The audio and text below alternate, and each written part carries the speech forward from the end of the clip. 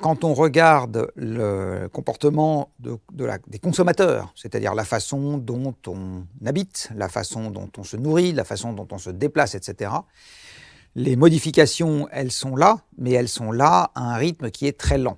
Et très souvent, elles sont là quand des événements extérieurs qui sont la conséquence de ce que je viens de dire, c'est-à-dire la conséquence de l'évolution énergétique ou la conséquence de l'évolution climatique, nous y obligent. Mais sinon, globalement, on est encore très très peu réactif et c'est normal parce que les habitudes se modifient lentement.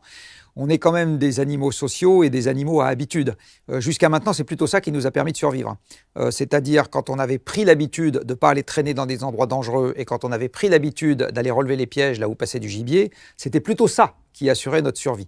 Donc les habitudes, la routine, c'est quand même quelque chose, quelque part, qui a plutôt été un facteur de succès et de survie de l'espèce jusqu'à maintenant. Donc c'est normal que maintenant que ça se retourne contre nous, ça ne soit pas si facile que ça d'en changer.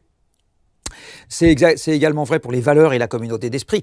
Quelque chose qui est très long à changer, c'est les mentalités. Mais exactement pour la même raison. C'est parce que c'est ça qui faisait avant la solidité des sociétés et le fait qu'on ne changeait pas d'avis tous les 4 matins, etc. Donc aujourd'hui, on est en train, je dois dire d'une certaine façon, de retrouver face à nous des choses qui, dans l'ancien temps, étaient plutôt des facteurs de résilience et de succès.